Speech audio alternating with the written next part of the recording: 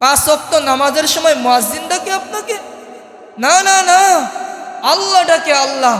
যদিও জবানটা বাসাটা মুয়াজ্জিনের হয়, আল্লাহ ডাকে, আল্লাহ ডাকে। কেন ডাকে? গলার ভিতরে সম্মানের মালা পরানোর জন্য। এই কারণেই হাদিসে আসছে, আল্লাহর রাসূল বলেন, আল মাসাজিদু বাইতি, মসজিদ আমার ঘর, মান যারা বাইতি ওয়াজাবা আলাল মাজুর আই ইকরিমাজ জাইর। মসজিদ আমি আল্লাহর ঘর, যে আমার ঘরে ঢুকলো আমার জন্য ওয়াজিব গলায় সম্মানের মালা পরি। সম্মানের মালা পরানোর জন্য ডাকেন, এমনি ডাকেন না। আল্লাহ আমাদের সাথে কথা বলার জন্য ডাকেন। কি বলার জন্য? কথা বলার জন্য। এই কারণে হযরত আলী রাদিয়াল্লাহু তাআলা আনহু বলেন, ইদা তুরিদ আনতা তাকাল্লাম মা আল্লাহ, তুমি যদি চাও আল্লাহর সাথে কথা বলতে, ফালতুসাল্লি, তাহলে নামাজে দাঁড়িয়ে দাও। কেন?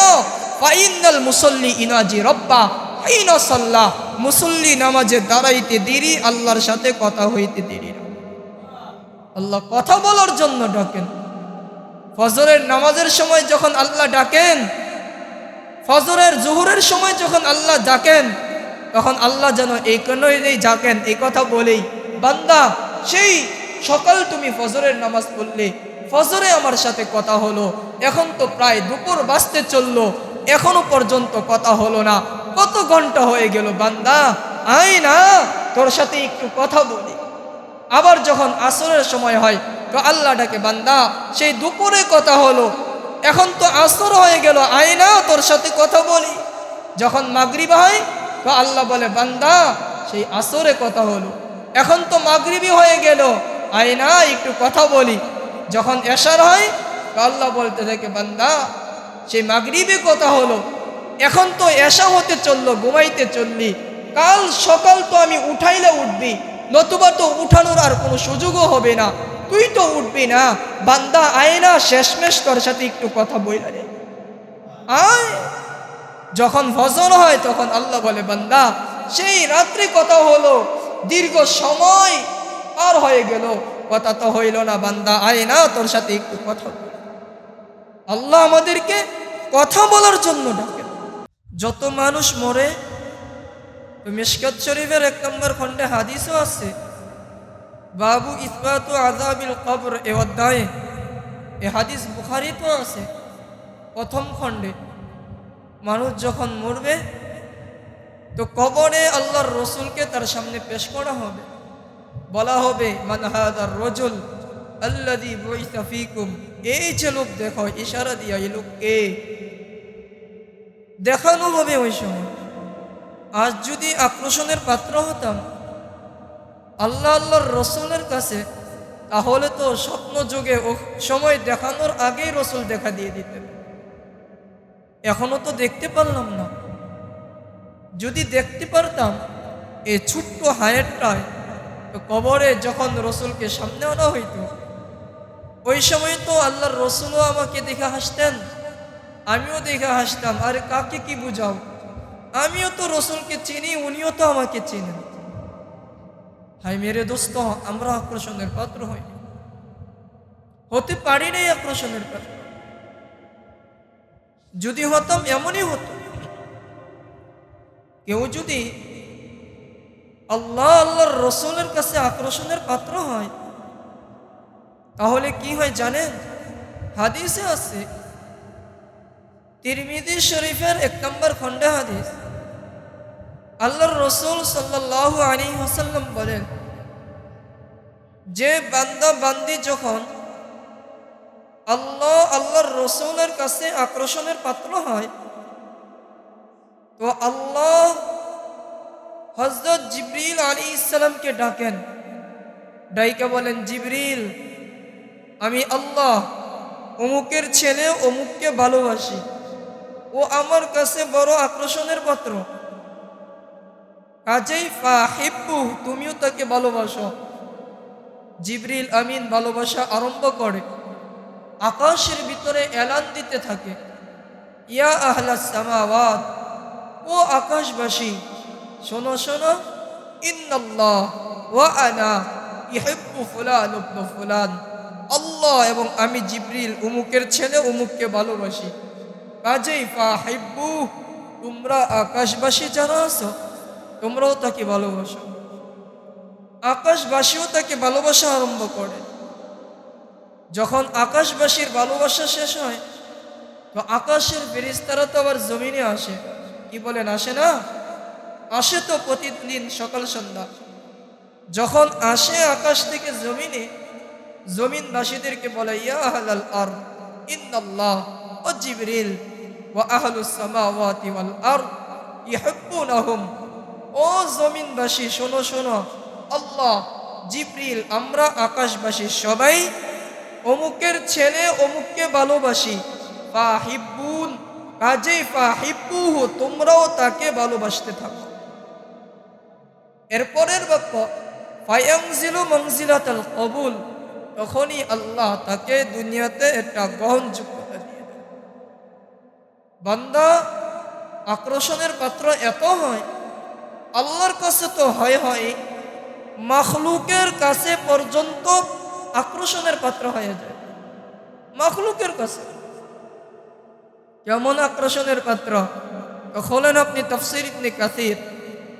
তাফসীর ইবনে কাসিরের ভিতরে আছে আল্লাহর রাসূলের একজন সাহাবী ছিলেন রাইসুল মুফাসসিরিন আব্দুল্লাহ ইবনে আব্বাস রাদিয়াল্লাহু তাআলা আনহুমা। রাস্তাতে যেতেছিলেন, তো যাওয়ার সময় হঠাৎ দেখেন মানুষের হইচই। জিজ্ঞেস করছেন, তোমরা হইচই করো তো করো কেন? তো লোকেরা বলছে, ইয়া আম্মা রাসূলিল্লাহ, আল্লাহর রাসূলের চাচাতো ভাই, শোনেন, এই তো রাস্তার ভিতরে বাঘ দাঁড়ায় আছে, বাঘের কারণে আমরা রাস্তা পারাপার হইতে পারতেছি না, কি করব? হযরত আব্দুল্লাহ ইবনে আব্বাস বললেন, তাই নাকি? বলে হ্যাঁ। উনি গেলেন বাঘের কাছে, কানের ভিতরে ধরলেন, ধৈরা বললেন, নাহনু আসহাবু রাসূলিল্লাহ, ও বাঘ, রাস্তা আটক করলি তো করলি কিভাবে? রাস্তা ছাইড়া দে, আমরা রসুলের সাহাবী। কানে ধৈরা বলছেন, নাহনু আসহাবু রাসূলিল্লাহ, আমরা রসুলের সাহাবী, রাস্তা আটকালি তো আটকালি কি কইরা? উনি বলতে দেরি, বাঘ রাস্তা ছাড়তে দেরি।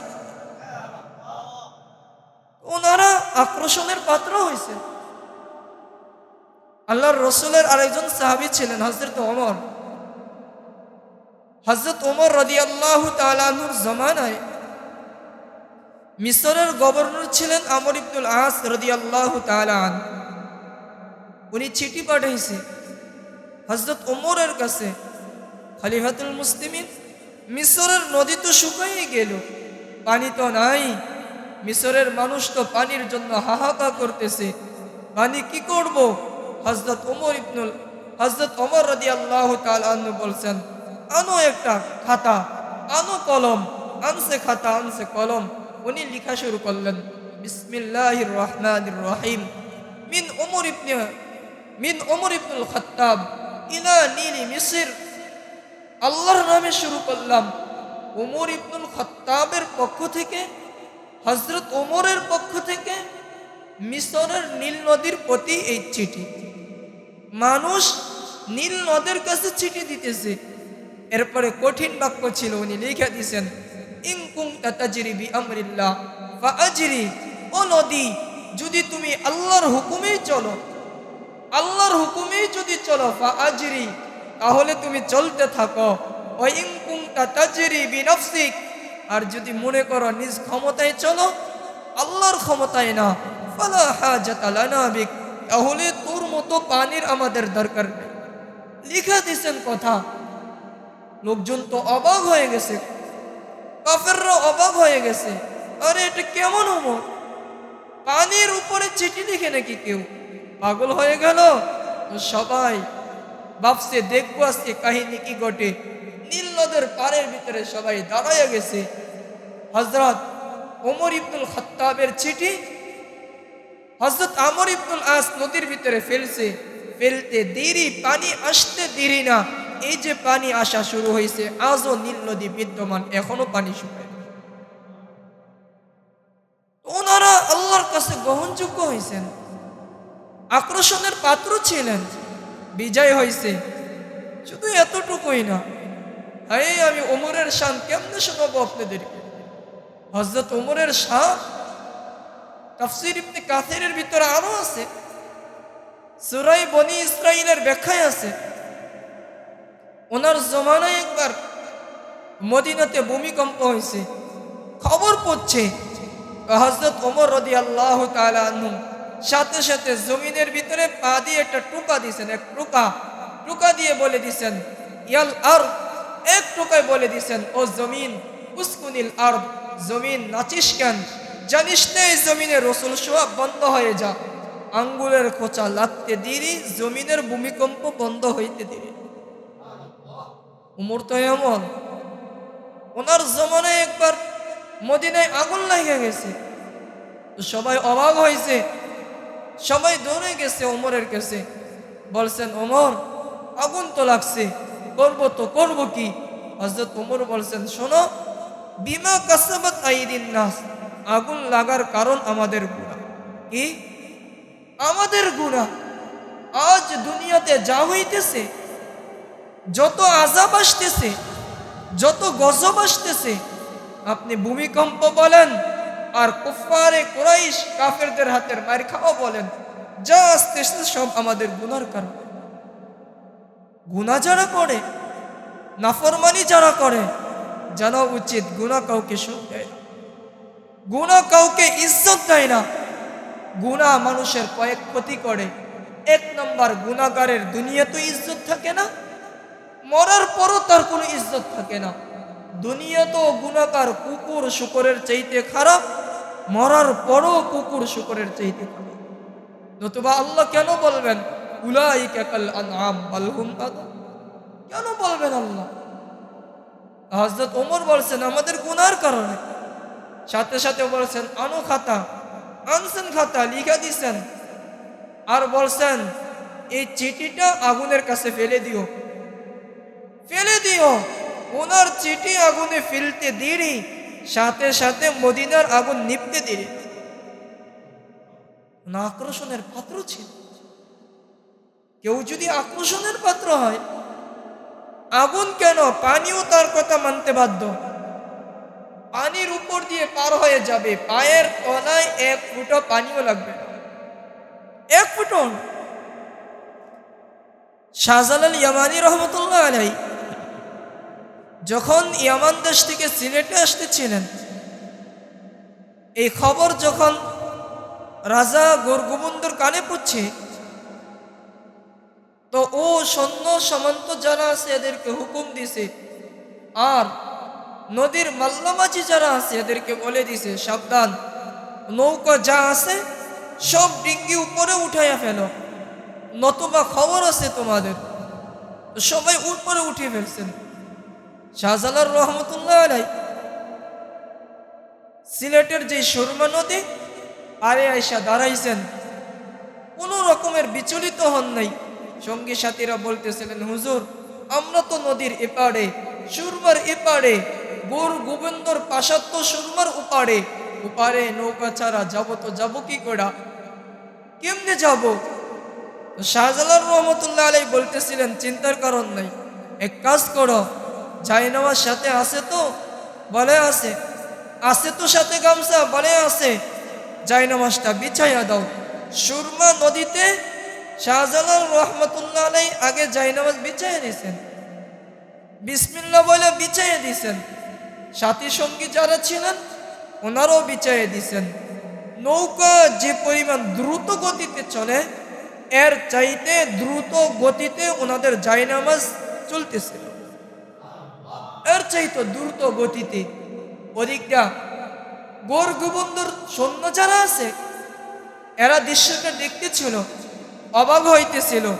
রাজা গোর গোবিন্দকে জানাইছে, অবস্থা তো ভালো না, শাহজালাল তো জায়নামাজকে নৌকা বানাইয়া ফেলছে, জায়নামাজ দিয়ে আসতেছে। গোর গোবিন্দ বলছে, শোনো, তোমরা নদীর পারে পারে তীর ধনুক নিয়ে দাঁড়াইয়া যাও, একজনও যাতে এখানে ঢুকতে না পারে। তো তীর ধনুক নিয়ে দাঁড়াইয়া গেছে, ওনাদের প্রতি তীর নিক্ষেপ করতেছিল। কিতাবে আছে, জয়ে তীর নিক্ষেপ করে, যেই তীর নিক্ষেপ করে ওই তীরটা ওনাদের কাছে আসে না, যে নিক্ষেপ করে তার বুকে এক একটা লাগে আর সে মারা যায়। উল্টা নিক্ষেপ করে শাহজালাল রহমতুল্লাহ আলাইহির দিকে। এই তীর যে নিক্ষেপ করছে লাগে তার বুকে, নিজেরটা নিজের বুকে লাগে। এমন করতে করতে অনেকে মারা যায়। বাকিরা ভাবছে জান তো বাঁচাতে হবে, জানের চাইতে তো আর চাকরি বড় না, জানের চাইতে তো আর সৈন্যগিরি বড় না, সবাই ভাইগা গেছে। রাজা গোর্গবন্ধ যখন দেখছে শাহজালাল ইয়ামানি রহমতুল্লাহ আলাইহি এপারে চলে আসছে, কেমন জায়নামাজকে নৌকা বানায়া, নিজের পায়ে তো পানি লাগেই নাই, জায়নামাজও বিন্দু পরিমাণ পানি লাগে নাই। ওটাকে বলে গ্রহণযোগ্যতা। ওনারা আকর্ষণের পাত্র হয়েছেন, ওনারা সম্মানের পাত্র হয়েছেন। আকর্ষণের পাত্র, সম্মানের পাত্র দুনিয়াতে মানুষ হাজারো গুণের দ্বারা হতে পারে, হাজারো গুণের দ্বারা হতে পারে। কণ্ঠের কারণে হয় মানুষ, আবার কেউ ক্ষমতার কারণে হয়, কেউ মালের কারণে হয়। বিভিন্ন মাধ্যমে মানুষ আকর্ষণের পাত্র হয়। কিন্তু আল্লাহর কাছে, আল্লাহর রসুলের কাছে আকর্ষণের পাত্র হওয়ার মাধ্যম একটাই, ওটা নেক আমল। যে যত আমল করবে সে তত আল্লাহ আল্লাহর রসুলের কাছে আকর্ষণের পাত্র হবে, যে যত করবে। এই কারণে নেক আমল করা চাই। আর এই নেক আমলটা এটা হবে মুহাম্মাদুর রাসূলুল্লাহর তরিকায়। কার তরিকায় বলেন? কার তরিকায়? মুহাম্মাদুর রাসূলুল্লাহর তরিকায়। চিনেন নবীকে? চিনি না আমরা নবীকে? চিনি নাই।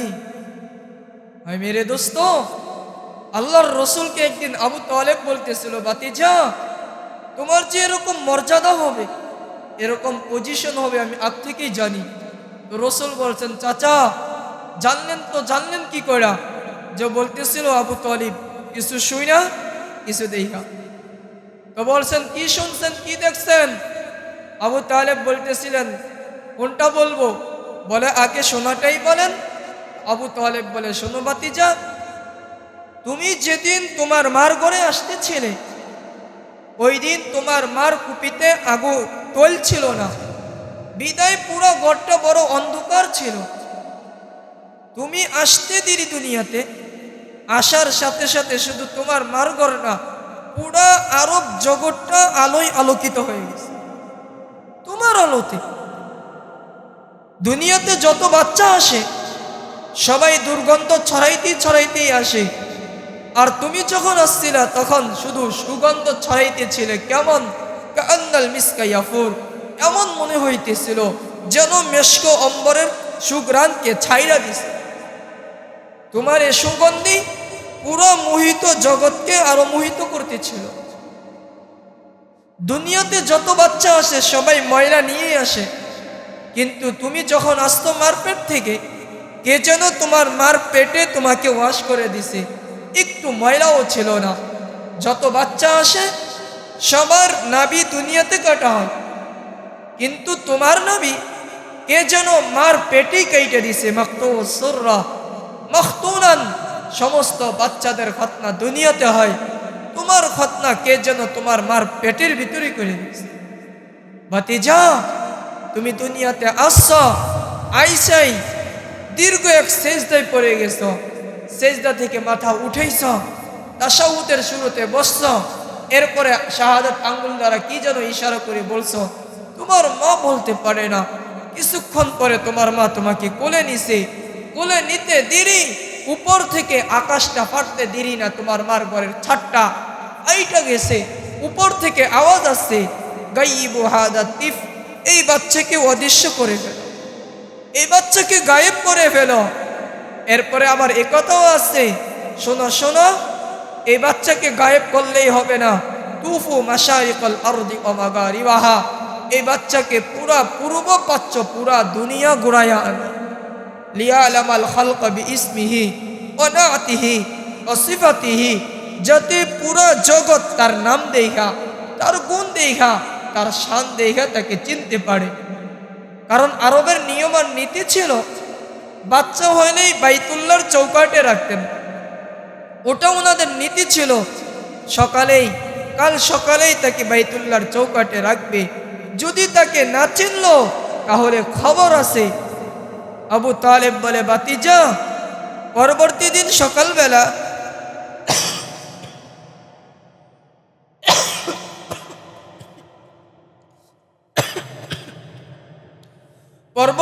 সকালবেলা তোমাকে রাখা হয়েছে বাইতুল্লাহর চৌকাটে। রাখতে দেরি। বাইতুল্লাহ কেন, বাইতুল্লাহর বালিকণা থেকেও সালাম আছে, আসসালামু আলাইকা ইয়া রাসূলুল্লাহ, ও দু জাহানের সরদার, আপনার উপর সালাম। এরপরে উপর থেকে আওয়াজ আসছে, আরিদুহু কুল্লা রুহানি, রুহানি জগতের যত ভালো কল্যাণকর বিষয় আছে সব তার ভিতরে ঢুকাও। মিনাল জিন্নি, জিন্নাতের, ওয়াল ইনসি, মানুষের, ওয়াল মালাইকা, ফেরেশতাদের, ওয়াল ওয়াহশি, জানোয়ারের, হাত্তা তৈর, এমনকি পাখির ভালো গুণট পর্যন্ত তার ভিতরে ঢুকাও। এরপরে আবার আওয়াজ আসছে, আতুহু খুলুক আদম, মারিফাতা শীশ, সুজাআতা নূহ, খুল্লাতা ইব্রাহিম, লিসানা ইসমাইল, রিদা ইসহাক, ফাসাহাতা সালেহ, হিকমাতা লূত, বুশরা ইয়াকুব, জামালা ইউসুফ, সবরা আইয়ুব, তাআতা ইউনুস, জুহদা ঈসা, কুওয়াতা মূসা, হাইবাতা সুলাইমান, ইলমান খিদির, ইলমান খিদির, 20 নবীর 20 গুণ তার ভিতরে ঢুকাও। তোমার ভিতরে 20 নবীর 20 গুণ ঢুকিয়ে দেওয়া হয়েছে। এরপরে আবার আওয়াজ আসছে, নবী তো শুধুমাত্র 20 জন না, নবী তো 1.5 লক্ষ, বাকিদের কি করব?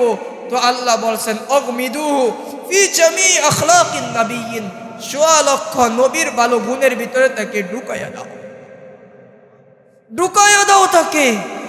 বাতিজা, এগুলো শুনছি আর যেগুলো দেখছি, সকাল যখন হয়েছে তোমার জন্য সুবে সাদিকের সময়, যখন সন্ধ্যা হয়েছে, সূর্য ডুবে গেছে, তোমাকে চৌকির উপরে শোয়া রাখা হয়েছে, শোয়াইতে দেরি, উপরের চারটা তোমার উপরে আসতে দেরি না, আসতে ছিল, এ পরিমাণ কাছে আসছে।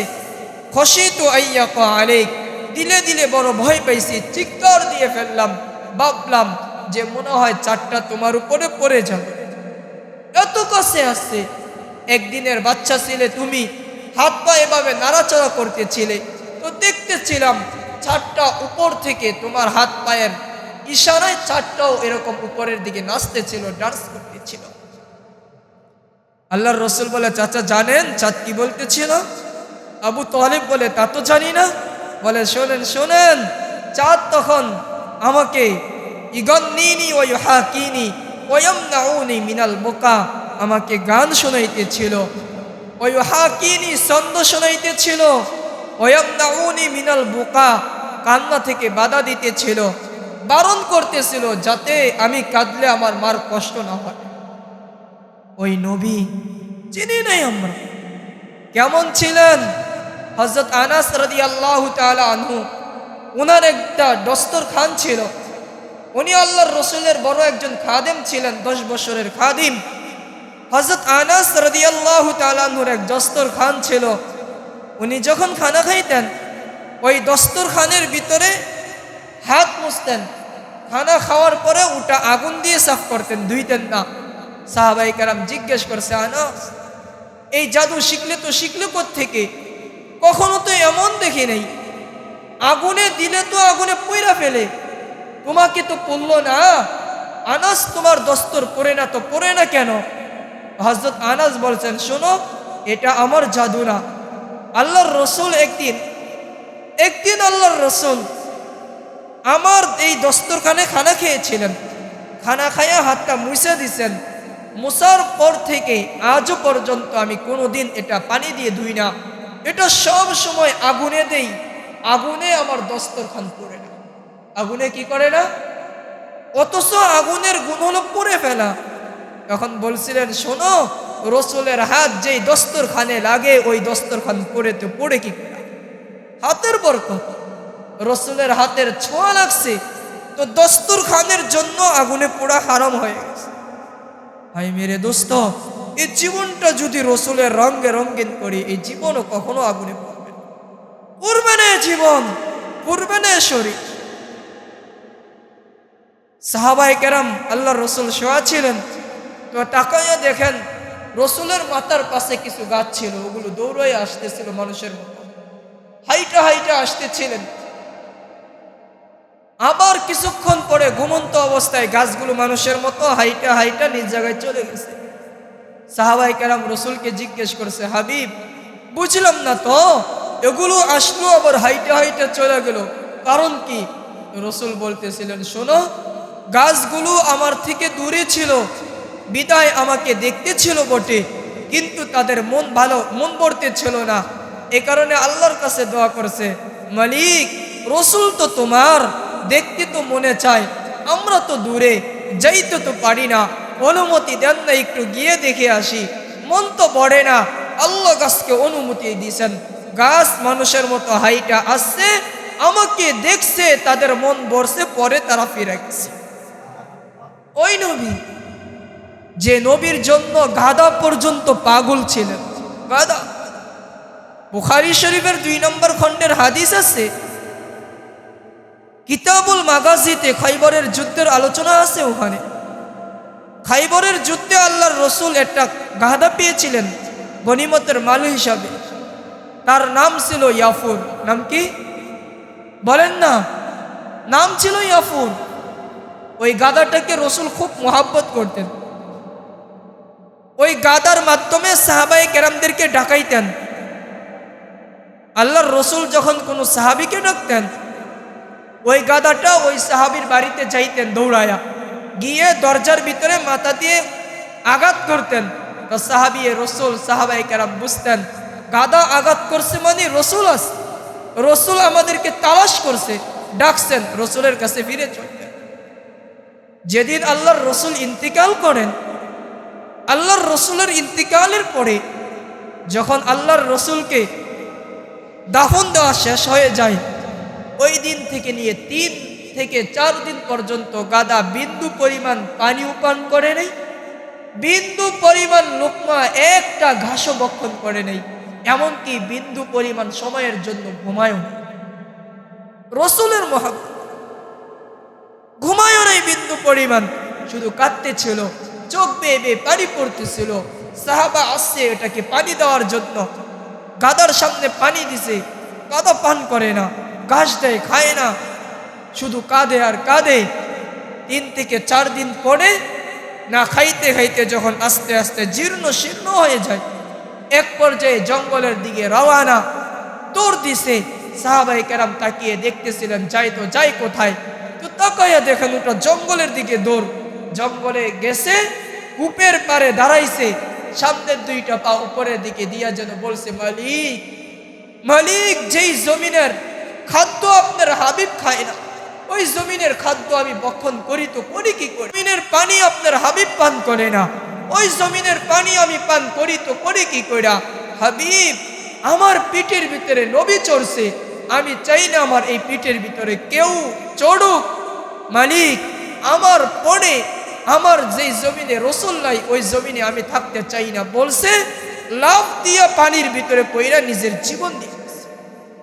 ওটাকে বলে মহাব্বত। আমরা তো মুখে বলি মহাব্বত, দিলে কিন্তু নাই। দিলে যদি থাকতো তো জীবনে তো সুন্নত থাকতো, জীবনে তো আমল থাকতো। আজ আমাদের জীবনে কিন্তু আমল নাই। এ কারণে চলেন আমলি জীবন গড়ি, কারণ আমাদের এই জীবনটা, আমাদের যাত্রাটা চলমান, আমাদের এই জীবন শেষ হয়ে যাবে। আমোদ ফুর্তির জন্য এই জীবন আল্লাহ দেন নেই, আমোদ প্রমোদের জন্য দেন নেই। কবির কথাই সত্য, ऐशो इशरत के लिए दुनिया नहीं है, ये इबरत की जा है तमाशा नहीं है, जगह जी लगाने के लिए नहीं है, ये इबरत की जा है तमाशा नहीं है। আমরা যখন হাসি দিতে থাকি তো নিচের জমিনটা আমাদেরকে উপদেশ দেয়, বলতে থাকে চিৎকার করে, তাদহাকু আলা জহরি সাতাবকি ফি বাতনি, আদম তুমি আমার পিঠের উপরে আজ হাসো বটে, আসতেছে একদিন আমার পেটের ভিতরে তুমি কাঁদবে।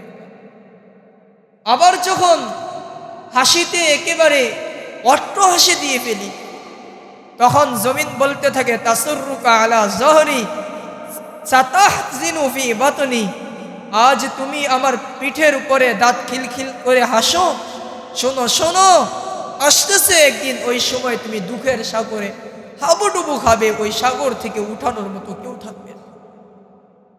আবার যখন খুশিতে আটখাড়া হয়ে যায়, একেবারে আটখাড়া হয়ে যায়, রং তামাশায় বেশি মাইঠা যায়, তখন জমিন বলে তাকুলুকা আল-আনু আলা জহরি, আমার পিঠের উপরে তোমাকে দুনিয়ার রং তামাশা খাইতেছে। শোনো, সাতাকুলুকা দুদুফি বাতনি, অচিরেই আমার পেটে পোকা মাকড় তোমাকে খাবে। ওটাই সত্য, ওটাই সত্য। আজ আপনি মানেন বা না মানেন, এ কারণে আল্লাহ আমাদেরকে বলেন শাবাব লা ইয়াখতারুকা শাবাবুক, আল্লাহ যুবকদেরকে বলে যুবক, তোমার যৌবন যেন তোমাকে ধোঁকায় ফেলে না দেয়, তোমার যৌবন যেন তোমাকে ধোঁকায় ফেলে না দেয়। কারণ কাম্মিন শাব সাবাকা ইলাল মউত, কত যুবকই তো এমন যাদেরকে আমি আল্লাহ মৃত্যুর কোলে ঢলে ফেলেছি। বহু যুবক ছিল তোমার ছিল, কিন্তু যৌবন নিয়ে অহংকার করতে নাই, চেহারা সুরত নিয়ে অহংকার করতে নাই, ধন সম্পদ ক্ষমতা নিয়ে অহংকার করতে নাই। এই কারণে আল্লাহ বলেন লা ইয়াখতারুকা শাবাবুক, তোর যৌবন যেন তোমাকে ধোঁকায় ফেলে না দেয়। কারণ কি? বা ইন্নাকা গায়রা মুখাল্লাদ, কারণ তোমার যৌবন চিরস্থায়ী না, রূপসীর রূপ চিরস্থায়ী না, যুবকের যৌবন চিরস্থায়ী না, ক্ষমতাওয়ালার ক্ষমতার বাহাদুরি চিরস্থায়ী না, ধন সম্পদ আলার ধন সম্পদ চিরস্থায়ী না, সব ক্ষণস্থায়ী। আজ আছে কাল নাও থাকতে পারে। এ কারণে গর্ব করতে নেই। কত যুবকই জমিনের ভিতরে ছিল, কত যুবকই জমিনের ভিতরে ছিল যাদের পায়ের আওয়াজের কারণে মাটি পর্যন্ত থরথর করে কাঁপত। অনেক মানুষ এমন ছিল এই জমিনে যাদের ভয়ে, যাদের হাতের ইশারায়, আঙ্গুলের ইশারায় মানুষ থরথর করে চলত। মানুষ এদের কথা মানতে বাধ্য হয়ে যেত, ভয়ে থরথর করে কাঁপত।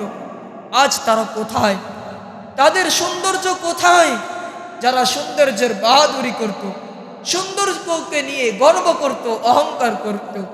যুবক, যাও যাও যাও যাও, তুমি তোমাদের কবরস্থানে গিয়ে জিজ্ঞেস করো ওই মানুষগুলোর পাশে, কবরস্থানের পাশে দাঁড়াইয়া, আইনা হাল্লো ফাসআলুহুম আইনা হাল্লো, হে বাহাদুর, বীর বাহাদুর তোমরা যারা ছিলে, গেলে তো গেলে কোথায়? জিজ্ঞেস করো রূপসীদেরকে যারা কবরে চলে গেছে, তোমার রূপ গেল তো গেল কোথায়?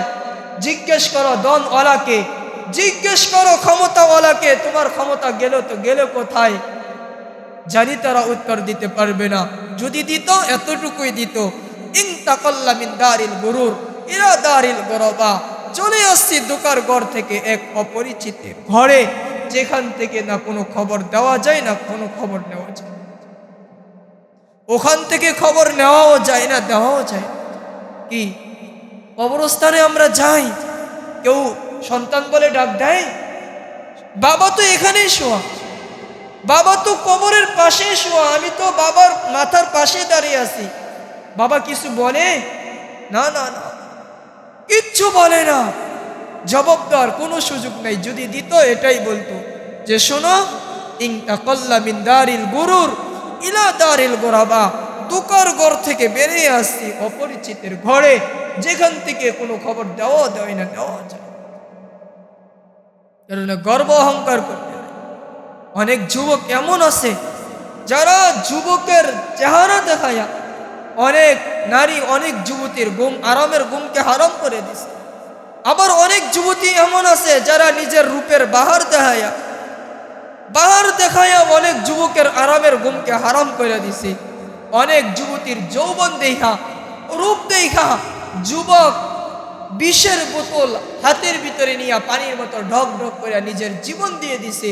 আবার অনেক যুবকের যৌবন দেখা, তার চেহারার বাহার দেখা অনেক যুবতী নিজের ওড়না গলায় দিয়ে নিজের জীবন শেষ করে দিছে। কি বলেন, সত্য তো? হ্যাঁ সত্য আছে। কিন্তু এমন এই যৌবন নিয়ে গর্ব করতে নেই, এটা চিরস্থায়ী না। রূপ নিয়ে গর্ব করতে নাই, এটা চিরস্থায়ী না। আজ আছে কাল নাও থাকতে পারে। আজ রূপ নিয়ে যারা গর্ব করো, যারা বড়াই করো, তারা একটু শোনো, একটু মনোযোগ দিয়ে শোনো। জানো যেই সকল যুবক রূপ নিয়ে, নিজের ক্ষমতা নিয়ে, নিজের পেশা, নিজের বংশ মর্যাদা নিয়ে গর্ব করো, তোমাদের একটু ভাবার বিষয় আসে। শোনো, আসতেছে একদিন, যেদিন তোমার এই সুন্দর চেহারার সৌন্দর্য আস্ত ধৈর্য রাখো, আসতেছে একদিন পুরো এই চেহারার ভিতরে লিপস্টিক দিলেও মাকড়সার জালের মতো হয়ে যাবে। এই চামড়া এই পরিমাণ ডিল হবে, এ পরিমাণ ডিল হবে, এটাকে যদি রাখতে চায় সচল, সচল রাখতে পারবে। চামড়া ডিল হয়ে যাবে, মুখের ভিতরে দাঁত একটাও থাকবে না। আছে এমন অনেক রূপের বাহার করেনেওয়ালা অনেক যুবক এখন এমন আছে, যাদের হাতের ইশারায় দুনিয়া চলতো, আজ তারা এমনভাবে পড়ে আছে, চোখের ভিতরে জুতি আর নাই, কানে এখন আর আগের মতো শোনে না, চেহারার ভিতরে দাঁত একটা দাঁতও নাই, শরীরের চামড়া এই পরিমাণ বাস করছে, এখন যদি সাজেও তাহলে এটা মাকড়সার জালের মতো মনে হয়। মাথার সাদা কালো চুলগুলো সাদা সুতোর মতো হয়ে গেছে। শরীর এত দুর্বল হয়েছে যে এখন নিজের খানা তো খাবে দূর কথা, একটা লোকমা নিজের মুখের সামনে নিতে পারে না, থর থর করে হাত কাঁপে। নাই এরকম বুড়া আছে না? এমন আছে। কিন্তু আমার নিজের জানা, আমার নিজেরটা আমি বলতেছি। এক লোক ছিল, আমি ওনাকে কখনো অপরিষ্কার দেখিনি, সবসময় দেখতাম ওনার জামাই কখনো ময়লা লাগতে দেখিনি। যতদিন ছিলাম, আমি তো ছোট থেকে ওনাদের কাছেই বড় হয়েছি, কখনো দেখি নাই ওনার জামাই ময়লা লাগতে। ওই লোক যখন সময় ঘনাইছে, দেখতে গেছি, তো দেখতে গিয়ে এক আজীব দৃশ্য দেখছি, যা এখনো আমার চোখে পানি আনে, এখনো আমাকে কাঁদায়। বড় প্রতাপশালী নেতা ছিলেন, খুব সৌন্দর্য চেহারার অধিকারী ছিলেন, কাপড়ে কখনো ময়লা লাগতো না। ওনাকে দেখার জন্য আমরা কয়েকজন গেছিলাম, তো গিয়ে দেখছি, সালাম দিলাম, এরপরে বললাম দেখার জন্য আসছি। নেতৃস্থানীয় লোক ছিলেন, নাম বললে চিনবেন, বিদায় নাম বলবো না। ওনার ঘরের ভিতরে ঢুকছি, তো যখন ঢুকতেছিলাম, পরিবারের যারা ছেলে ওনারা বলতেছিলেন বাবাকে একটু পরিষ্কার করে আনি। তো আমরা ঢুকতেই দেখতেছিলাম উনি পেশাব পায়খানার ভিতরে পড়ে আছে, যার গায়ের ভিতরে জামার ভিতরে একটা ময়লা লাগতো না, বারবার হাত ধৌত করতো যাতে ময়লা না থাকে, বারবার একটা ইস্ত্রি করা জামা আবারও ইস্ত্রি দিত। ওই লোকটার এই অবস্থা, শেষ বয়সে ময়লার ভিতরে পড়ে আছে, ময়লা থেকে তোলার মতো কেউ নেই, কেউ ছিল না। চেহারার দিকে তাকাইতেছিলাম আর কাঁদতেছিলাম, চোখ বেয়ে বেয়ে পানি পড়তেছিল। দেখলাম কি ছিল, কি হলো কি, জুয়ান ছিল, জুয়ান, বুড়া না, জুয়ান, অসুস্থতাকে বানাইয়া দিছে। আবার আরেক ঘরে ঢুকছিলাম এক রুগী দেখার জন্য। ঢুকার পরে আমি অবাক হয়ে গেছি, গন্ধের কারণে ঘরের ভিতরে যাওয়ার ব্যবস্থা ছিল না। লোক খুব ধনী ছিল। পাশে গিয়ে বসলাম, জিজ্ঞেস করলাম কি অবস্থা। মুখ সচল ছিল, হাত পা নড়াচড়া করতো না, জবান দিয়ে কথা বলতে পারতো, খুব বড় বাহাদুরি করতো লোকটা। তো জবান দিয়ে বলতেছিল, চোখ দিয়ে পানি পড়তেছিল আর বলতেছিল, হুজুর ভালো নেই, ভালো নেই। জিজ্ঞেস করলাম কেন? সন্তানের তো অভাব নেই, সন্তান তো অনেক আছে, নাই নাতনিরও তো অভাব নেই, অনেক আছে, আপনি ভালো নাই কেন? বলতেছিল, হুজুর আজ অনেক দিন হয়ে যায়, ময়লার ভিতরেই পড়ে থাকি, মশায় আমাকে কামড়ায়, মশারি টানানোর মতো কোনো লোক, মশারি টানানোর মতো কোনো লোক নাই, ময়লায় পড়ে আসি, সাফ করার মতো কোনো লোক নাই। জিজ্ঞেস করলাম খানা? বলে হুজুর খানা খাই নাই, খানা খাই নাই। কেন? বলে আমাকে প্রতিনিয়ত 3 দিন পর পর একবার খানা দেয়। কয়দিন পর? 3 দিন পর একবার খানা দেয়। কারণ কি? বলে আমি খানা খাইলে আমার পায়খানার বেগ হবে, পেশাব পায়খানা করে দেয়। এই কারণে সন্তান খিদায় আমি সহ্য করতে পারি না, এখানেই আমি কাঁদি। আমার সন্তান আমার চোখের সামনে দিয়ে চলে যায়, আমার চোখের সামনে দিয়ে চলে যায়, আমাকে জিজ্ঞেস করে না বাবা খানা খাইছো? 3 দিন পর একবার আমার কপালে খানা চলে, 3 দিন, তাও আমি খাইতে পারি না। সন্তান যদি দেয় তখনই খাই, সন্তান যদি না দেয়, সন্তান যদি না খাওয়ায় আমি খাইতে পারি না। বলছে, হাতে ধরছে আর মাপ চায় কাঁদতে ছিল হুজুর ধরায়, হুজুর এত বিশাল বড় সম্পত্তির অধিকারী আমি, আমার সম্পত্তির তো কোনো কমতি নেই, আমার সন্তানও তো কম না, 7টা সন্তান, 5টা মেয়ে, নাই নাতনিও তো অভাব নাই, 5 মেয়ের নাই নাতনি, আমার 7টা ছেলের নাই নাতনি, অভাব তো নেই। কিন্তু কেউ আমাকে দেখে, কেউ আমাকে দেখে না। হায়, লোক যখন মারা গেছে, লোক যখন মারা গেছে, তো মৃত্যুর সময় মশারি তো লাগে, মৃত্যুর সময় মুর্দারকে গোসল করানোর জন্য, গোসল করানোর পরে একটা কাপড় তো লাগে গায়ে দেওয়ার জন্য। তো এদের কাছে একটা কাপড় চাইছিল, কেউ কাপড় পর্যন্ত দেয়নি, কাপড় পর্যন্ত দেয়নি। কেন? বলে আমাদের ভয় লাগে, কাপড় যদি মুর্দারকে দেই, দামি কাপড়, ওটা যদি বাবার লাশের উপরে দেই, দ্বিতীয়বার ওটা ব্যবহার করতে পারবো না। কোন দুনিয়ায় বসবাস করি, কোথায় বসবাস করি, এটা হলো দুনিয়ার হাকিকত। তখন সে কাঁদতেছিল আর বলতেছিল, হুজুর বড় ভুল করছি, বড় অন্যায় করে গেছি। এটা হলো দুনিয়ার অবস্থা, এটা হলো দোস্ত দুনিয়ার হাল হাকিকত। এই কারণে দুনিয়া নিয়ে গর্ব করতে নেই। যুবকদেরকে বলি, দুনিয়ার নারীর পিছনে পড়ো না যুবক। কোন নারী, কোন নারীর পিছনে পড়লা? যেই নারীর মুখ যদি পরিষ্কার না করে, দাঁত যদি না মাজে তো দাঁত থেকে দুর্গন্ধ বের হয়, নাক পরিষ্কার না করলে নাক থেকে শ্লেষা বের হয়, শরীর থেকে গাম বের হয়, গামে দুর্গন্ধ হয়, মাথা পরিষ্কার না করলে পাগলের মতো দেখা যায়। যে নারীর প্রতি মাসে কোনো না কোনো সমস্যা থাকে, কেমন নারী? এমন নারী যে বড় স্বার্থপর হয়, নিজের স্বার্থের যদি আঘাত লাগে তো স্বামীর গলায় ছুরি ধরতেও দেরি করে না, দেরি করে না। কিন্তু জানা আছে আমার এক ঘটনা, বর্তমান চলমান ঘটনা বলতেছি, চলমান ঘটনা বলতেছি। স্বার্থে আঘাত লাগছে তো স্বামীকে নারী মারতে দেরি করেনি। জানেন আপনারা ঘটনা? জানেন না মনে হয় না, দূরের ঘটনা তো, এটা থানার ঘটনা তো, 2500-এর ঘটনা। স্বামীকে মারতেও দেরি করেনি, স্বামী মেরে ফেলছে। হায় হায় হায়, যে স্বামী বিবি ছাড়া থাকতে পারে না, ওই বিবি স্বামীর গলায় ছুরি ধরে তো ধরে কি করে? ওই বিবি স্বামীকে মারে তো মারে কি করে?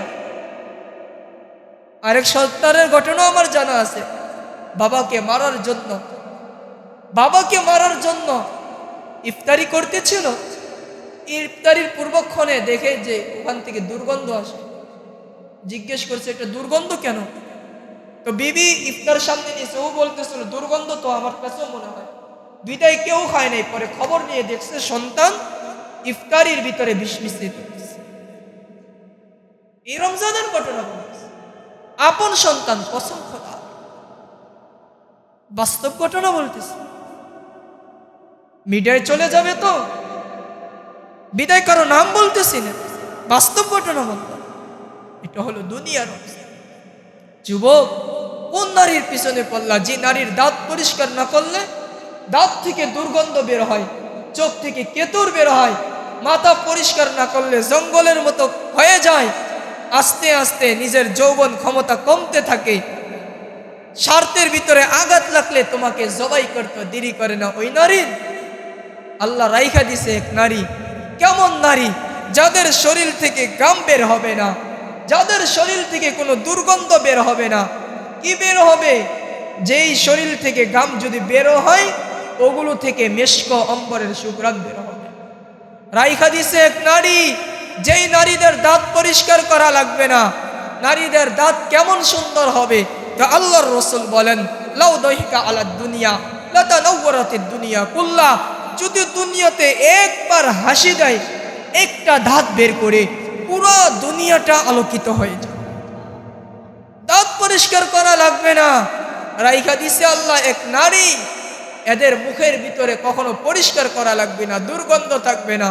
কেমন নারী এরা? রাসূল বলেন, লাউ মাযাগফি সাবাতি আবহুর, 7 সমুদ্রে থুতু দিতে দেরি, লাসারা আসবাব, 7 সমুদ্রের পানি মিষ্টি হইতে দেরি। শুধু মিষ্টি হবে না, 3টা সুঘ্রাণও বের হবে, যেই সুঘ্রাণ পুরা দুনিয়াকে মোহিত করে দিবে। এমন নারী রাখছে যারা তোমার কখনো অবাধ্য হবে না, তুমি যা বলবে তাই করবে। এমন হবে না যে মেসেজে দিছে গোলাপ ফুল আর রাস্তার ভিতরে জায়গা মতো দাঁড়িয়ে নিছে জুতা নিয়ে, এমন হবে না। হয় না এমন?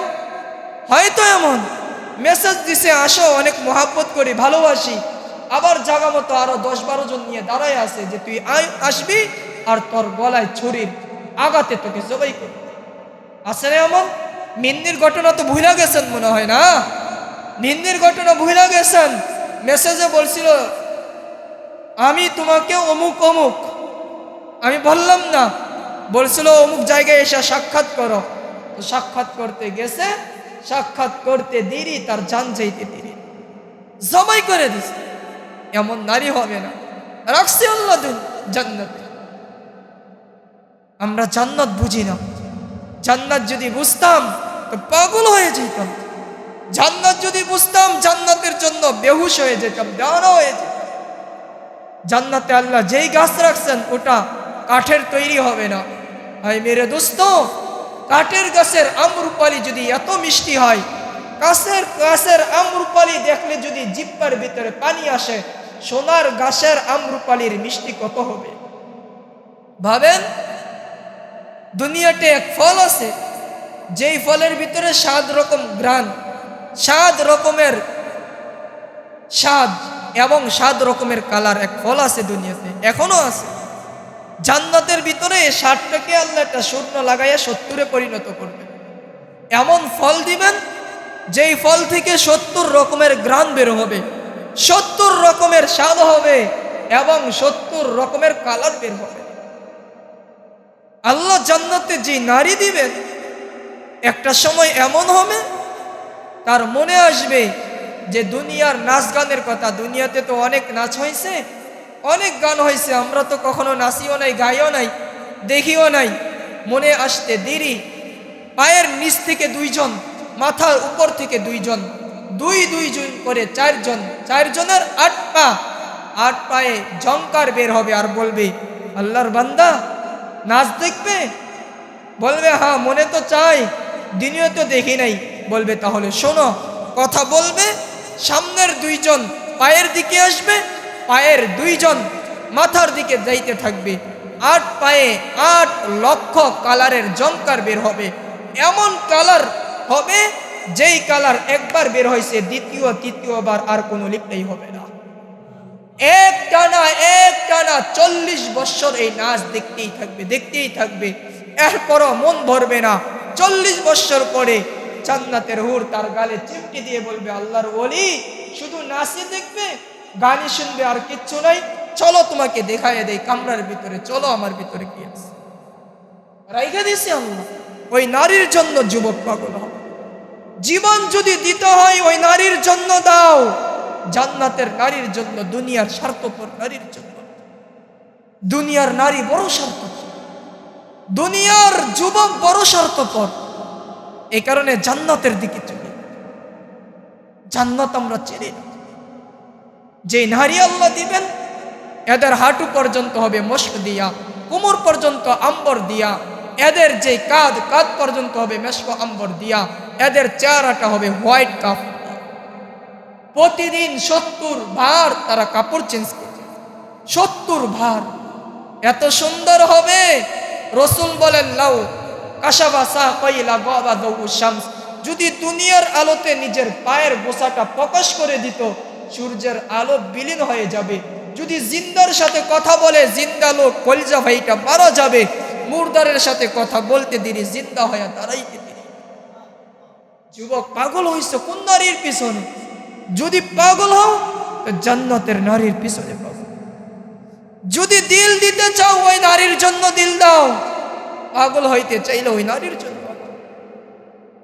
জান্নাতে আল্লাহ সব রাখছে আমাদের জন্য, এমন কিচ্ছু নাই যেটা আল্লাহ রাখে নাই। যদি বলি যে জান্নাতে আল্লাহ কি ঘোড়া রাখছে, হ্যাঁ, আল্লাহর রাসূল বলেন ইন্না ফিল জান্নাতি লা খাইলা, জান্নাতে একটা ঘোড়া রাখছে। কেমন হবে? লাহু আজনিহাতান, দুই ডানা বিশিষ্ট। ইয়াসিরুর রাকিবু হাইসু শাআত, এই ডানা বিশিষ্ট ঘোড়া দিয়ে সে যখন যেখানে যাইতে চায় ওখানে যাইতে পারে, যেখানে চায়।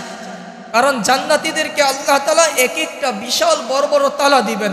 হাফিজে কোরআনকে 6666 তলা দিবেন। দুনিয়াতে তো লিফট আছে, লিফটের মাধ্যমে যায়, তো জান্নাতে যাবে কিভাবে? তো রাসূল বলেন ইন্না ফিল জান্নাতি লা খাইলা, আল্লাহ যে ডিজিটাল ঘোড়া রাখছেন ওই ঘোড়ার দুইটা ডানা থাকবে, ডানা দিয়ে পাখির মতো উড়তে উড়তে তোমাকে ওখানে নিয়ে যাবে। ওটা হবে লিফট, সুপার লিফট। দুনিয়া দেখছি কি সব রাইখা দিছে আল্লাহ তাআলা। এই কারণে ওই জান্নাতের পাগল আল্লাহ কিন্তু আমাদেরকে জান্নাতের দিকে ডাকেন, একবার আর দুবার না, প্রতিনিয়ত ডাকেন। নতুবা কোরআন কখনো বলতো না আল্লাহু ইয়াদউ ইলা দারিস সালাম, আল্লাহ তোমাদেরকে জান্নাতের দিকে ডাকেন। প্রতিদিন 5 বার ডাকেন। কয়বার? কমপক্ষে 5 বার ডাকেন। আপনি কি মনে করেন 5 ওয়াক্ত নামাজের সময় মুয়াজ্জিন ডাকে আপনাকে? না না না, আল্লাহ ডাকে। আল্লাহ, যদিও জবানটা ভাষাটা মুয়াজ্জিনের হয়, আল্লাহ ডাকে। আল্লাহ ডাকে। কেন ডাকে? গলার ভিতরে সম্মানের মালা পরানোর জন্য। এই কারণেই হাদিসে আসছে, আল্লাহর রাসূল বলেন আল মাসাজিদু বাইতি, মসজিদ আমার ঘর। মানজার বাইতি ওয়াজাবা আলাল মাজুর আইকরিমাজ জাইর, মসজিদ আমি আল্লাহর ঘর, যে আমার ঘরে ঢুকলো আমার জন্য ওয়াজিব গলায় সম্মানের মালা পরি। সম্মানের মালা পরানোর জন্য ডাকেন, এমনি ডাকেন না। আল্লাহ আমাদের সাথে কথা বলার জন্য ডাকেন। কি বলার জন্য? কথা বলার জন্য। এই কারণে হযরত আলী রাদিয়াল্লাহু তাআলা আনহু বলেন ইদা তুরিদ আনতা তাকাল্লাম মা আল্লাহ, তুমি যদি চাও আল্লাহর সাথে কথা বলতে, ফালতুসাল্লি, তাহলে নামাজে দাঁড়িয়ে দাও। কেন? ফাইনাল মুসাল্লি ইনাজি রব্বা হিনা সাল্লা, মুসল্লি নামাজে দাঁড়াইতে দেরি, আল্লাহর সাথে কথা হইতে দেরি। আল্লাহ কথা বলার জন্য ডাকেন। ফজরের নামাজের সময় যখন আল্লাহ ডাকেন, ফজরের জোহরের সময় যখন আল্লাহ ডাকেন, তখন আল্লাহ যেন এই কারণেই ডাকেন, এই কথা বলেই, বান্দা সেই সকাল তুমি ফজরের নামাজ পড়লে, ফজরে আমার সাথে কথা হলো, এখন তো প্রায় দুপুর বাজতে চললো, এখনো পর্যন্ত কথা হলো না, কত ঘন্টা হয়ে গেল, বান্দা আয় না তোর সাথে একটু কথা বলি। আবার যখন আসরের সময় হয় তো আল্লাহ ডাকে, বান্দা সেই দুপুরে কথা হলো, এখন তো আসর হয়ে গেল, আয় না তোর সাথে কথা বলি। যখন মাগরিব হয় তো আল্লাহ বলে, বান্দা সেই আসরে কথা হলো, এখন তো মাগরিবি হয়ে গেল, আয় না একটু কথা বলি। যখন এশার হয় তো আল্লাহ বলতে থাকে, বান্দা সেই মাগরিবে কথা হলো, এখন তো এশা হতে চললো, ঘুমাইতে চললি, কাল সকাল তো আমি উঠাইলে উঠবি, নতুবা তো উঠানোর আর কোনো সুযোগও হবে না, তুই তো উঠবি না, বান্দা আয় না শেষমেশ তোর সাথে একটু কথা বইলা রে, আয়। যখন ফজর হয় তখন আল্লাহ বলে, বান্দা সেই রাত্রে কথা হলো, দীর্ঘ সময় পার হয়ে গেল, কথা তো হইল না, বান্দা আয় না তোর সাথে একটু কথা বল। আল্লাহ আমাদেরকে কথা বলার জন্য ডাকেন, কথা বলার জন্য। হযরত মুসা আলাইহিস সালাম আল্লাহকে বলছিলেন, আল্লাহ আমি তো আপনার সাথে কথা বলি, হাল তাতাকাল্লামু মাকা আহাদান গায়রি, আমাকে ছাড়া আর কেউ কি আপনার সাথে কথা বলবে? তো আল্লাহ বলছিলেন, হ্যাঁ বলবে। কে? তো আল্লাহর রাসূল বলছিলেন, আল্লাহ বলছিলেন, সাতাতি উম্মাহ, আসতেছে এক উম্মত যারা আমার সাথে কথা বলবে। তো জিজ্ঞেস করছে মুসা আলাইহিস সালাম জিজ্ঞেস করছে, আল্লাহ কেমন কথা বলবে? তো আল্লাহ বলছিলেন, মুসা তুমি আমার সাথে কথা বলো, বাইনি ওয়া বাইনাকা হিজাব, আমার আর তোমার মাঝে পর্দা আছে। কয়টা? 70,000 হিজাব, 70,000 পর্দা। আনা ওয়ারা আল হিজাব, আমি পর্দার এপারে তুমি ওপারে থাইকা 70,000 পর্দার মাঝখান দিয়ে কথা হয়, তাও 3 শর্তে। তুর পর্বত হইতে হবে, জুতা খুলতে হবে, আমি আল্লাহ যতটুকু বলবো অতটুকুই, আর বেশি না। মুসা আসতেছে এক উম্মত, এরা যখন সেজদায় যাবে এরা 24 ঘন্টা নিষিদ্ধ সময় ছাড়া, 3 সময় ছাড়া 24 ঘন্টা কথা বলবে। লা হিজাবা বাইনি ওয়া বাইনাহুম, আমার তাদের মাঝে কোনো পর্দা থাকবে না। এরা সেজদা দিতে দেরি, ফেরেশতাদেরকে বলবো ইরফাইল হিজাব, উঠা পর্দা। কেন? আমার বান্দার সাথে ইনাজি, আমি আমার বান্দার সাথে কথা বলবো, পর্দা উঠায়া দে, একটা পর্দাও থাকবে না। তো মুসা আলাইহিস সালাম অবাক হয়ে প্রশ্ন করছে, আল্লাহ ওটা কোন উম্মত?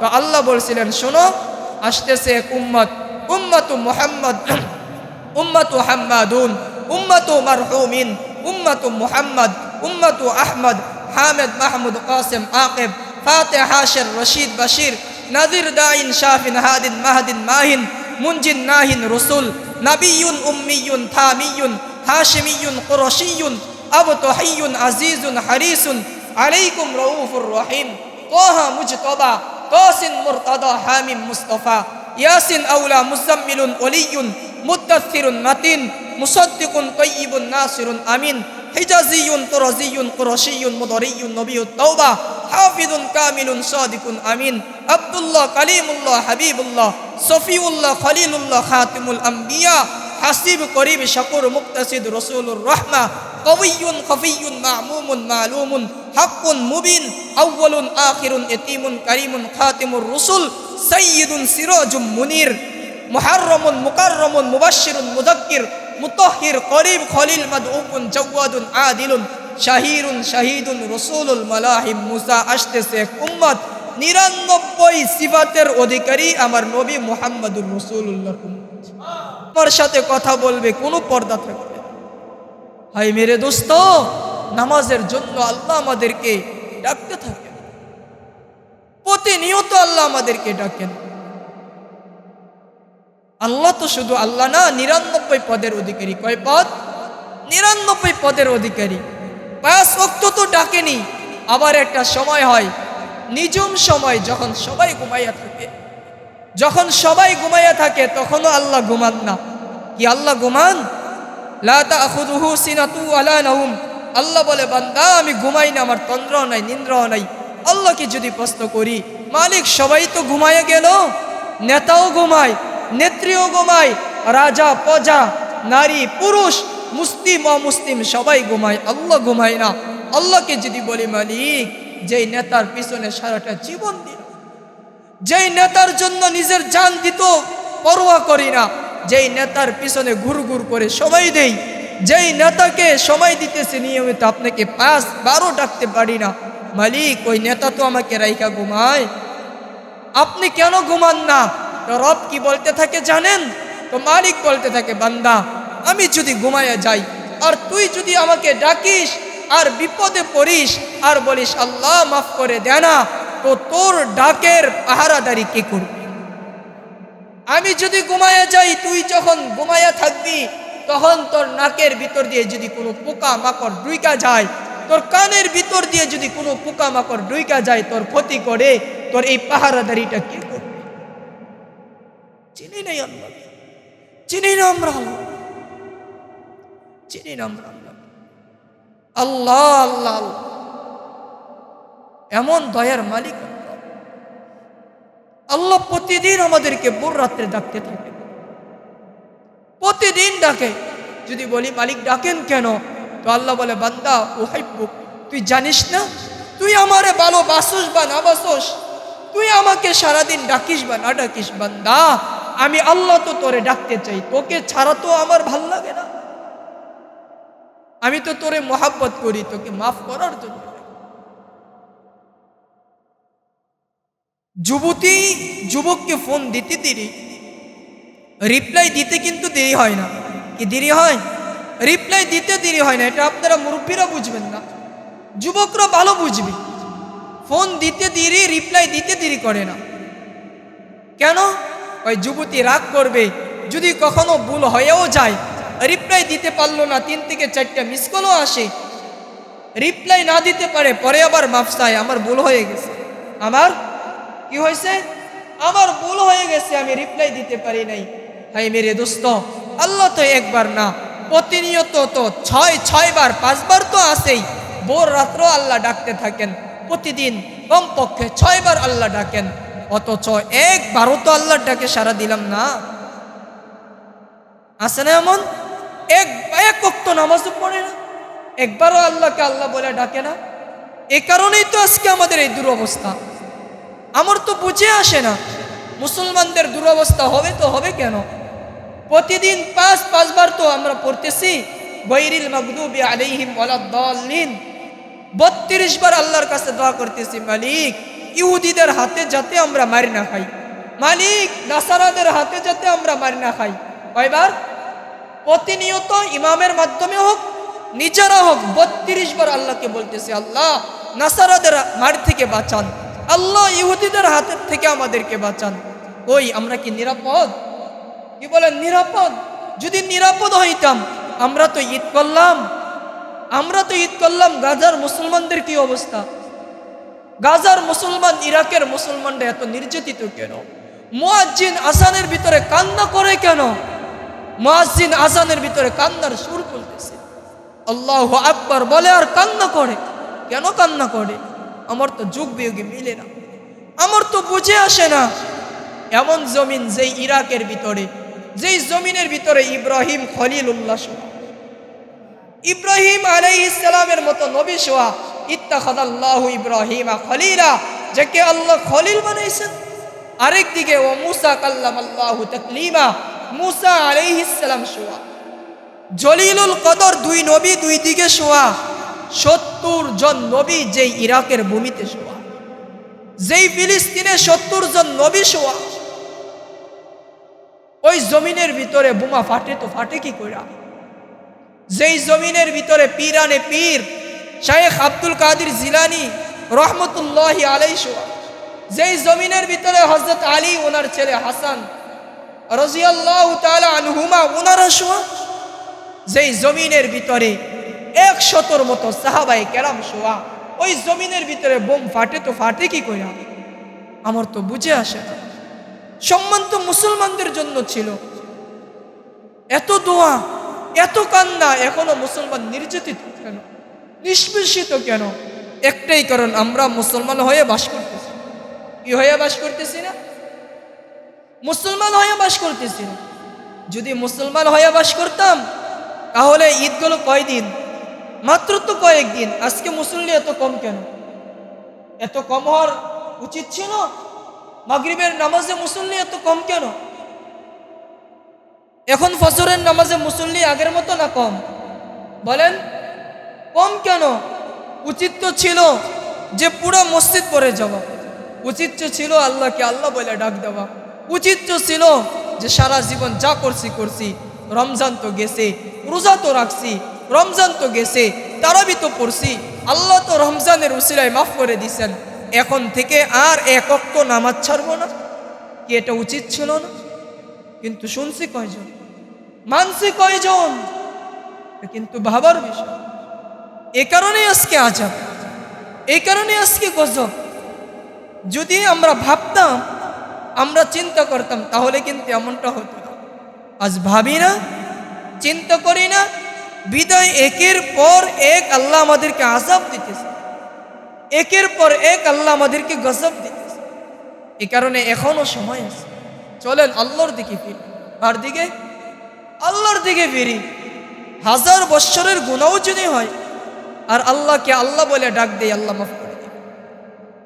থানবী আলাইহির রহমা উনি ওনার কিতাবের ভিতরে লিখছেন, এক লোক ছিল, এক মূর্তি পূজারী, 100 বৎসর ও মূর্তির পূজা করছে। কয় বৎসর? 100 বৎসর। তো একদিন কোনো এক বিপদে পড়ে, মূর্তির আরবি হলো সনম, ও মূর্তিকে বলতেছিল সনম সনম সনম।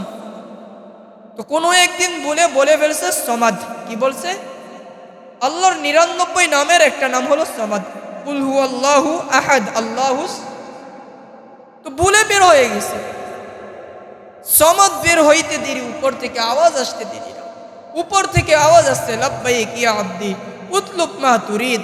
ও বান্দা, আমাকে ডাকলি তো ডাকলি কেন? কেন ডাকলি বল? তো ফেরেশতারা বলছে, মালিক, ওই বান্দা তো গুনাহগার, 100 বৎসর পর্যন্ত মূর্তির পূজা করছে, আজ যে আপনাকে ডাকছে তাও তো ইচ্ছা করে না, ওর মুখ থেকে বের হয়ে গেছে, অনিচ্ছায় ডাকছে। এরপরও জবাব দিলেন। আল্লাহ বলতেছিলেন, শোনো, আমার বান্দা ইচ্ছায় ডাকুক আর অনিচ্ছায় ডাকুক, ডাকছে কাকে? বলে আপনাকে। আল্লাহ বলতেছিল, শোনো, মূর্তিকে ডাকছে, কোনো জবাব দেয় নাই, আমাকে ডাকছে, আমিও যদি কোনো জবাব না দেই, মাল ফারক বাইনানা, আমার মাঝে আর মূর্তির মাঝে পার্থক্য হলো তো হলো কি পার্থক্য হলো? শোনো, আমি আমার বান্দার জিন্দিগির সমস্ত গুনাহ মাফ করে দিই। অনিচ্ছাকৃতভাবে আল্লাহকে ডাক দিলে যদি জীবনের গুনাহ সব মাফ হয়, আমি যদি ইচ্ছা করে আল্লাহকে ডাক দিই, মালিক গুনাহ করে ফেলেছি, মালিক মাফ করে দেন না, তাহলে তো আল্লাহ এমনিতে মাফ করে দিবে। কি বলেন? করবে তো? হায় হায় হায় মেরে দোস্ত, বনি ইসরাইলের এক যুবক ছিল, যে নিজেকে মানুষ ভাবত না, নিজেকে কুকুরি ইনসান ভাবত, নিজেকে কুকুর ভাবত। ওই বনি ইসরাইলের যুবক লাম্মা করবাল মাউত, ও যখন অন্যায় করতে করতে ওর জ্বালা যন্ত্রণায় যখন মানুষ অতিষ্ঠ, তো লোকজন ওকে ধৈরা জঙ্গলে দিয়ে আসে, যে তোর জ্বালায় অতিষ্ঠ, তুই জঙ্গলে পড়ে থাক। আস্তে আস্তে জঙ্গলের ভিতরে না খাইতে খাইতে যখন শুকায় গেছে, ফালাম্মা করবাল মাউত, মৃত্যু যখন নিকটবর্তী হয়েছে, মুমূর্ষ অবস্থায় যখন আসছে, তখন সে দেখছে কোথায় আন ইয়ামিনিহি, ডানে তাকাইছে, আন শিমালি, বামে তাকাইছে, সামনে, খালফা, পিছনের দিকে, উপরের দিকে, ফাওকাহু ওয়া তাহতা, নিচের দিকে তাকাইয়া দেখছে যে কেউ তার পাশে নাই, ডানও নাই, বামে, সামনে, পিছনে, উপরে, নিচে কেউ নাই। যখন কেউ নাই, সে মুমূর্ষ অবস্থায় আছে, তো চিৎকার দিয়ে আল্লাহকে বলতেছিল, মালিক, মালিক, নাফরমানি তো সারা জীবন আপনার করছি, মালিক, আমি তো না খাইয়া মরতেছি, আমি তো একা একা মরতেছি, আমার পাশে তো কেউ নাই, মালিক, কেউ তো আমার পাশে নাই, আপনি তো আছেন, মালিক, আপনার কাছে মাফ চাইতেছি, আপনি মাফ করে দেন না। আপনি বলতেছেন আপনি গফুরুর রহিম, আপনি ক্ষমাশীল, অথচ আমি আপনাকে ডাইকে কাছে পাইতেছি না। বলেন না, আপনি এই নাম দিয়ে করবেন তো করবেন কি করবেন এই নাম দিয়া? ওই লোক মৃত্যুবরণ করার পরে হযরত মূসা আলাইহিস সালামকে আল্লাহ বলছেন, মূসা, এক ওলি মারা গেছে, জানাজা পড়ো। তো বলছেন, আল্লাহ, বনি ইসরাইল তো এমনি যাবে না। বলে, কি করতে হবে? শোনায়া দাও এদেরকে, যারা এই আমার ওলির জানাজায় শরীক হবে, এদের জিন্দিগির তামাম গুনাহ মাফ। তো কথা শুনতে দেরি, বনি ইসরাইল দৌড় দিতে দেরি না, গিয়ে দেখে ওই বদমাস, যে নিজেকে মানুষ ভাবতো না, যে নিজেকে কুকুরি ইনসান ভাবতো, ওর লাশ পড়ে আছে। মূসা আলাইহিস সালাম দেখেই অবাক হয়ে গেছে। লোকজন বলছে, মূসা, আর কত খেলবা, আর কত খেলা, ও তো ডাকাত, তো আল্লাহর ওলি হয় কেমনি? আল্লাহকে বলছে, মালিক, বনি ইসরাইল তো খুব তেড়া, ওরা তো মানতে চায় না, ও ওলি হইল কেমনে? ও তো গুনাহগার, এখানে রেখে গেছি, ওলি হইল কখন? তো আল্লাহ বলছে, মূসা, শোনো, ফালাম্মা করবাল মাউত, যখন মৃত্যু তার নিকটে আসছে, আন ইয়ামিনিহি ওয়া আন শিমালি, ডানে তাকাইছে, বামে তাকাইছে, সামনে, পিছনে, উপরে, নিচে, যখন কাউকে পায় নাই, ফালাম ইয়াজিদ আহাদ, যখন কাউকে পায় নাই, তো চিৎকার দিয়ে জোরে বলছে, মালিক, আপনি তো গফুরুর রহিম, আপনি তো মাফকারী, পাশে তো কেউ নাই, আজকের দিনে যদি আপনি আমাকে মাফ না করেন, করবে তো করবে কি? মূসা, বল না, সে আমার কাছে এমন অবস্থায় মাফ চাইছে, আমি তখন তাকে জবাব দেই তো দেই কি জবাব দেই? তো মূসা বলছেন, সাদাকতা ইয়া রাব্বানা, মালিক সত্য বলেছেন, তাকে মাফ করাই উচিত। তো আল্লাহ বলছেন, এই কারণে তাকে মাফই করি নাই, ওলি বানাইয়া দিছি, ওলি বানাইয়া দিছি। এই কারণে তওবা করি, নিজের জীবনটা সুন্দর করে গড়ি, এই জীবন নিয়ে গর্ব অহংকার না করি।